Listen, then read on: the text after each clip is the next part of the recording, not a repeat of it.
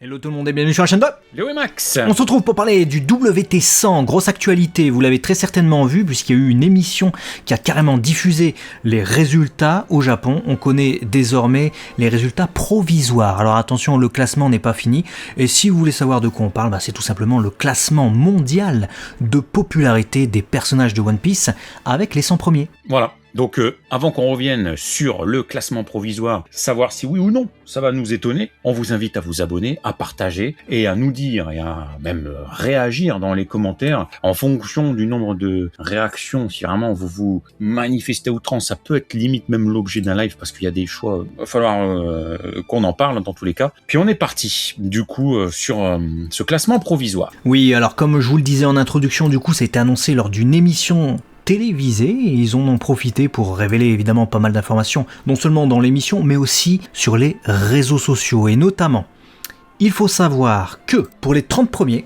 Eiichiro Oda dessinera une illustration qui les mettra en scène avec de nouvelles tenues. Voilà, ça c'est une grosse annonce, donc ça sera réservé uniquement aux 30 premiers, c'est un peu décevant je trouve, puisque pour le WT100 précédent, c'était vraiment les 100 personnages, ça c'est les 100 personnages préférés des gens lors du tout premier WT100 qui avait eu lieu, et il avait fait une magnifique fresque qui les mettait en scène, et ensuite tous ces personnages avaient été adaptés en produits dérivés, donc il y avait eu notamment des WCF, donc il y a bien les 100 personnages en World Collectable Figure qui sont sortis dans le commerce. Il y avait eu des Ichiban Kuji également, donc pas mal de choses, et puis au moins on avait la fierté de voir nos personnages favoris sur une illustration. Là, Oda ne va en dessiner que 30, et on nous dit ces 30 personnages sortiront ensuite en produits dérivés, au Mugiwara Store notamment, et on voit un autre visuel ici qui nous dit que ces 30 mêmes personnages sortiront dans les One Pinomi, dans le jeu Bounty Rush, en Portrait of Pirates, en SH Figuarts, en Figuart Zero, dans le jeu Treasure Cruise, en Luffy's, en Prize, donc très certainement en WCF aussi, en Ichiban Kuji, en stickers pour les gaufrettes, et bien d'autres produits dérivés, et notamment les cartes, mais pour ce qui est des cartes, ce sera les 50 premiers personnages qui seront dans le One Piece Game. Ouais, du coup ma question est la suivante, pourquoi ça s'appelle pas WT30 ? Parce que bon, je n'ai rien contre le fait de faire un classement mondial, bien au contraire, ça permet de prendre un peu la température, même si on s'attendait à des évidences, on y reviendra juste après, mais pourquoi faire un WT100 on te nomme pour finalement te dire ouais mais en fait de 31 à 100 ça compte pas, on s'en fout, fais ça WT30, ton but c'est d'isoler les 30 premiers, donc je sais pas s'ils se sont ravisés entre le deux, si finalement Oda a dit j'ai la flemme, je vais pas dessiner 100 bonhommes, alors niquez-vous. Non, moi je pense que c'est clairement ça, ouais, parce que c'est vrai que cette fresque elle était extraordinaire, je sais pas le temps que ça lui a pris pour le WT100, mais je suis totalement d'accord, pour moi ça doit s'appeler WT30 puisque tu vas mettre en avant seulement que les 30 premiers. Tous les autres, et on va vous les révéler, à commencer par la 101e place, ne vont pas exister dans le classement. Alors c'est la 101e place provisoire, n'oubliez pas que c'est le classement provisoire, on est à la moitié, et il reste encore jusqu'à juin je crois si je ne dis pas de bêtises. C'est Cracker, voilà, Charlotte Cracker, le fils de Big Mom qui arrive 101e, donc il échoue à l'entrée du classement, et ensuite on a tout ça. Avant de vous les dévoiler, je vais vous révéler, je vais faire exactement comme leur émission TV. Je vais commencer par les évidences, donc le podium, c'est Luffy pour le moment qui est premier, étonnamment, je dis étonnamment parce qu'il y a eu pas mal de votes que je soupçonne d'être des bots qui ont plébiscité d'autres personnages et ça avait pas mal chamboulé le classement dans pas mal de régions du monde, puisque vous savez que c'est par région du monde que ça se fait. Mais Luffy arrive quand même premier, deuxième Zoro, troisième Sanji. Alors j'ai envie de dire, on est sur le roi des pirates et son bras droit, son bras gauche, c'est marrant. C'est intéressant, c'est oulala, je suis tellement surpris de ce résultat. On va dire Luffy normal, logique. Zoro logique, Sanji a repris de la superbe. Ouais, il a pris la place de Nami. Au dernier classement, Nami 3ème, Sanji 4ème. Voilà, mais bon.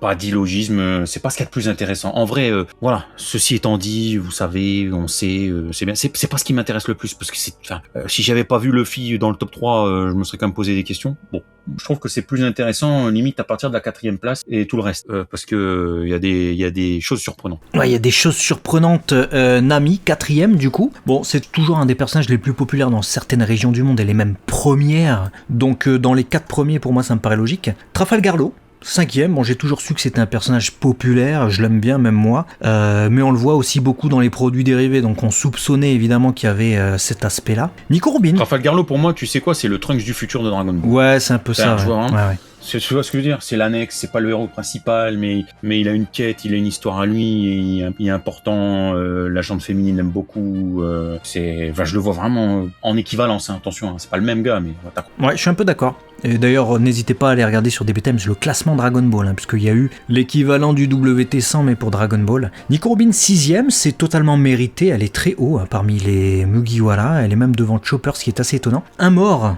qui est 7e, Portgas the Ace, on ne sous-estime pas sa popularité. Si le gars est encore présent immensément dans les produits dérivés, même après 15 ans de décès dans l'histoire principale, c'est parce qu'il est super populaire, Ace. C'est un truc de fou.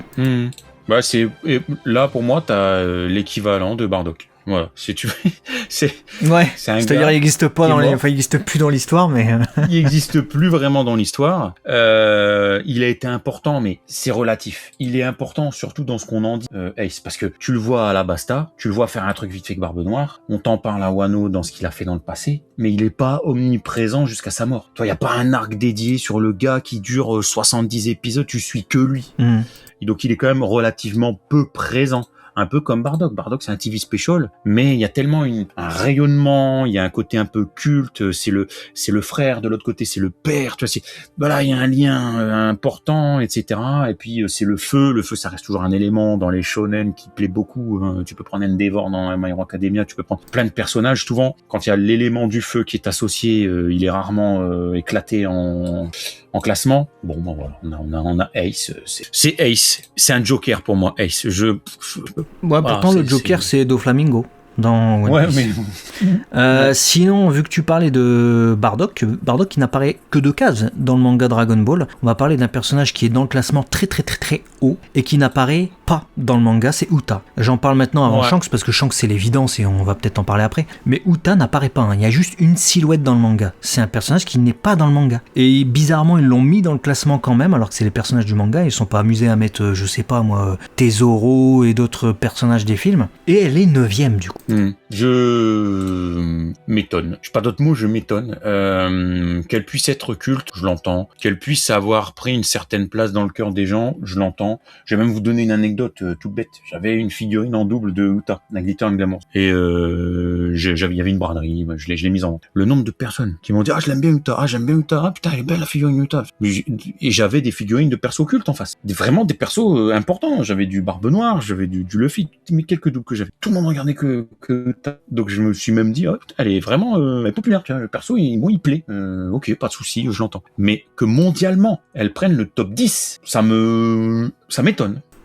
Moi, je suis étonné, et même dans certaines régions, elle est plébiscitée de ouf, hein. Comme je vous le disais, c'est des classements par région, et ensuite on nous fait un grand total qui nous permet d'avoir ce ranking. C'est étonnant. Et Chopper, quand même, est pas mal descendu hein, par rapport aux années, les années phares de Chopper, parce qu'il a eu quand même un succès de ouf, ce personnage. Là, il est 10e, donc il a pas mal baissé. Et si on poursuit ce classement, bon, Shanks, je vous l'ai dit 8e, hein. Shanks, c'est pas étonnant qu'il soit dans les 10 premiers, hein. Même si tu parlais de personnages qui apparaissaient très peu, Shanks apparaît relativement peu, mais il est toujours dans le cœur des gens et il a jamais bougé. Je pense que même depuis le début de One Piece, il a toujours fait partie des personnages préférés des gens. 11e place, bah écoutez, j'ai pas beaucoup voté pour elle, donc je suis très content qu'elle soit 11e, Boa Hancock. Tu sais, Boa Hancock, Shanks, Ace, Trafalgar Law et les 4 premiers, c'est des personnages, t'as pas besoin de voter pour eux en fait, tu sais qu'ils vont être dans le top 10. Non, moi j'ai pas voté une seule fois pour eux, je suis d'accord avec toi. Il y a pas je sais pas qu'il y a pas d'intérêt à voter pour eux, mais si c'est vraiment ton perso préféré, faut le faire quand même. C'est comme nous, on a voté pour Goku parce qu'on n'avait pas envie qu'il se fasse squeezer par Vegeta. mais ça c'est parce que c'est principe, il fallait qu'il termine premier. Parce que j'ai vu que dans certaines régions, Zoro arrivait premier. Hein, donc ça se bataille quand même. Mais je suis d'accord avec toi dans l'ensemble. C'est des impondérables, ils bougeront pas. Même Shanks, sauf s'il fait une dinguerie parce qu'on sait pas ce qu'il va faire, mais où il devient détestable, je le vois pas quitter le top 10 voire top 15. Shanks, c'est Shanks que je suis plutôt d'accord avec toi. Ce qui est étonnant, hein, c'est les autres résultats, puisque du coup, on va surveiller les Mugiwara. Mais avant ça, l'arrivée en fanfare dans le classement, j'avais prédit qu'il serait là très haut dans le classement, Xibek. Par contre, un peu plus logique de ne le voir que, entre guillemets, 12e, parce que dans certaines régions, je soupçonne l'utilisation de bots, mais il y a quelques semaines, il était genre dans les 3 premiers, genre en Afrique, genre au Moyen-Orient, peut-être même en Océanie, enfin n'importe quoi, tu vois. Xibek. Très bien Xibek, il n'y a pas de souci, on a adoré son flashback, on a adoré God Valley, on a adoré God Valley. Il y avait des moments moins bien, il y avait des moments très très bien, et surtout le personnage, c'est un truc de fou. Mais top 3, excuse-moi, on suit One Piece quand même depuis presque 30 ans, et il y a des persos dont on est un peu plus attaché quand même, non? Enfin, je sais pas. On savait, on l'avait dit, de toute façon tu l'as dit, on l'avait annoncé, vous verrez que Xibek il sera haut, mais ça fait tout le temps ça en fait. C'est la hype du moment qui crée et qui bouleverse un petit peu la vérité de la place que doit prendre un perso véritablement dans une œuvre. Il y aura toujours la hype et il y aura toujours l'actualité qui viendra tronquer les persos du moment. Regarde la 21e place. On a Loki. Alors je suis désolé, je suis obligé d'aller à la 21e place, mais c'est parce que je vais pas faire du yo-yo dans mon argumentation, parce que c'est la même chose. Loki est 21e. Refais le classement dans un an, quand l'animé aura popularisé encore plus le personnage. Il est derrière ou à côté de Xibek. Tu verras, ça va déformer encore plus le classement.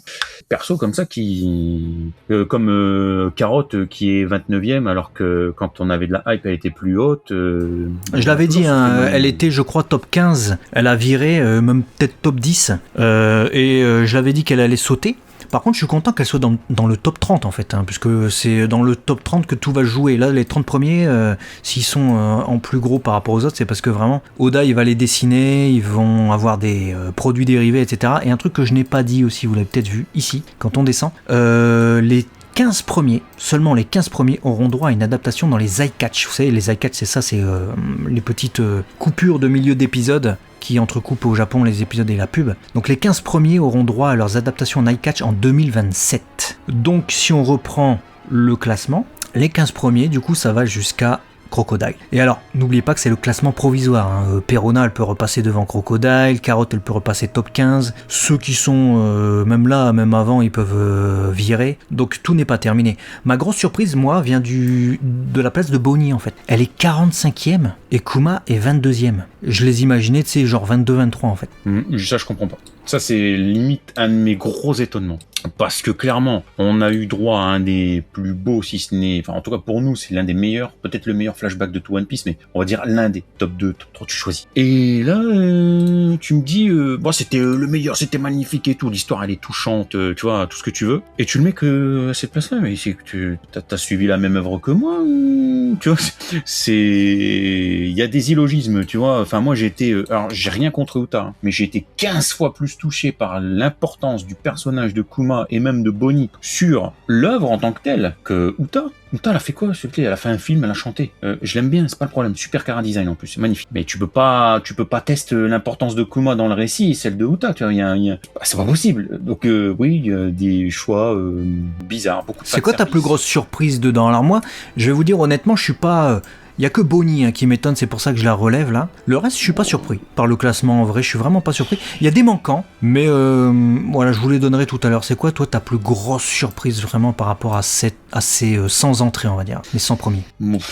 Je regarde si est là, une grosse surprise, c'est vraiment un grand terme, je trouve. Il y a des étonnements, tu vois, par exemple, retrouver Shamrock 42e, alors qu'on connaît rien, mais alors rien du gars, on l'a juste vu, il ressemble à Shanks. Ok, d'accord, merci, mais il n'y a rien fait. Moi, je suis totalement d'accord. C'est un des étonnements que j'ai eu aussi. Je me suis dit, il est 42e, lui.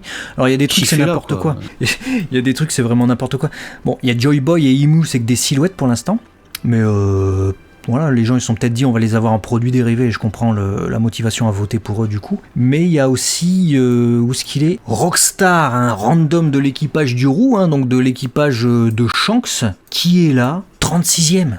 il est devant genre du Garp, genre du Rayleigh, genre du Pudding, genre du Barbe Noire, genre du Bonnie. Ça, c'est ma surprise. Barbe Noire 50e aussi. Ouais. Le reste, ça se bataille, tu vois, en fonction de tes préférences. Voilà, tu vas préférer Oden, bah moi je préfère Gokomolia, bah moi je préfère Bartolomeo, moi c'est Ener. Bon, ça se bataille. C'est pas non plus très grave, on est sur un top 100. Mais je trouve quand même que t'as des persos hyper importants que l'on doit retrouver dans un top 30. Barbe Noire, je suis étonné en fait qu'il soit que 50e alors que c'est Barbe Noire. Après, t'as tellement de persos dans One Piece, hein, les gens l'aiment bien, enfin l'aiment pas, mais justement ils apprécient le détester, donc c'est un peu particulier. Du coup, pour revenir sur ce que je disais sur Rockstar, en fait, il y a des Japonais qui supputent que t'as des gens qui ont voulu voter pour Rox, donc pour Xebec, et ils ont voté du coup Rockstar. Peut-être. Donc soit c'est un troll, parce que bon, t'en as des trolls, hein, t'as Gaimon par exemple, et puis Hongo, on s'en fout de ces personnages-là. Ou même lui, tu vois, Demalo Black, le faux Luffy là, qui apparaît également. Mais Rockstar, il est possible que ce soit mix entre trolls et entre des gens qui se sont niqués, ils ont voulu voter Rox. Et ils ont tapé Rock, du coup Rox, et ils sont tombés sur lui, ils ont voté par défaut. Bah écoute, moi je m'étonne quand même qu'on n'ait pas les Vegapunk. On n'a pas York, on n'a pas Dr Vegapunk le vieux, tu vois, alors qu'il pourrait être largement dans le classement. Il y a plein de personnages en fait qu'on n'a pas, mais un top 100 finalement ça passe super vite. Hein. Et Dragon, il est où d'ailleurs ? Dragon, il est mal placé, je l'ai vu, il est 50 et des bananes, je crois. Parce que j'ai... Ah oui, 57ème. Ouais, c'est ça. 57ème Dragon, c'est un truc de fou quand même. C'est fou. Dragon, on pourrait s'attendre à mieux. Mais vous allez voir, l'arc final, où quand il y aura des grosses dingueries qui vont arriver, il y a beaucoup de choses qui vont changer. Si Dragon se met en marche, si Kobe se met en marche, si Kuzan fait quelque chose de fou à la fin, Barbe Noire, ça va. Après, oui, mais le truc, c'est que ça sera terminé, ce sondage-là. Il va jusque juin, donc voilà, ça sera au moins jusque juin. Après, tu vois, l'arc Egghead est finalement vite passé, hein, parce que si tu étais pendant l'arc Egghead, déjà, on aurait les Séraphins. Ouais. Mais là, tu vas voir que... Ils sont même pas dans le classement. Juin, c'est la fin, parce que là, on est au milieu du truc. Moi, je te dis direct, Loki peut continuer de monter, et il va prendre ses nombres de places. Tu vas voir, avec le reveal qu'on a eu là. Ouais.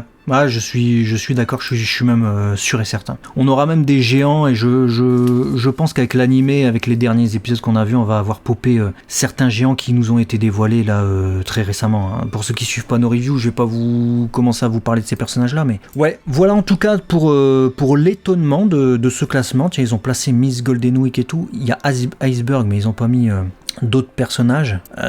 Ils ont mis Gunko quand même. Hein. Donc quand même ça tient compte de toute façon et la présence d'Imu en témoigne des derniers chapitres. Bon, bah écoutez, moi je suis plutôt satisfait parce que je retrouve les personnages pour qui j'ai voté en grande partie. Il y a Koala qui est placée là, il va falloir la monter là, c'est quoi ça ? Elle est derrière Tashigi, derrière Leiju, on va arrêter les conneries. Ulti, elle est dans le classement, c'est cool. J'ai pas voté pour Zoro qui est sûrement mon personnage préféré. Nami non plus. Luffy non plus, c'est mes préférés parmi les Mugiwara. Mais Ejimbe a fait une remontée, hein, parce que je crois qu'il était 60e, un truc comme ça à un moment donné. Ouais, je crois aussi. J'aurais pu le dire, mais il fait une remontada. Bon, après, il est un peu plus présent, donc c'est normal. Hein, mais bon, il se positionne solidement à la 30e place. N'empêche, tout comme un Katakuri. Un Katakuri qui est plus là, mais il reste populaire. À 28e, il a détrôné sa mère et tout. Il est présent. Ouais, Katakuri, bah ça m'étonne pas. Hein, je vois pas mal de personnes en parler, même sur les réseaux sociaux, et dire « Ouais, moi j'ai voté Katakuri, etc. » Il a une prestance, ce personnage, tu vois. Il y a pas mal de personnages qui sont dans le top 30, qui ont, ou même, tu vois, Mihawk, je l'adore. J'ai pas voté pour lui, parce que je pensais qu'il allait être mieux placé que ça, mais 31e, tu vois. Ouais. Oui, il aura, hein. Ah ouais. Tu vois, mais Big Mom, ça reste Big Mom, 70e, mais bon, pourquoi pas. Après, elle est passée, ça y est, c'est tout, les gens s'en foutent. Ener a surveillé un 46e, s'il revient le gars, vous allez voir, il va faire son apparition plus haut. Ouais. On en reparlera en tout cas. On en reparlera, en tout cas, il manque des personnages, il n'y a pas encore les géants, vous allez voir que Dory Broggy vont faire leur apparition, Gerd va faire son apparition, c'est sûr et certain, 1 million de %. Et puis, bah moi je remettrai quand même des personnages de l'arc Egghead.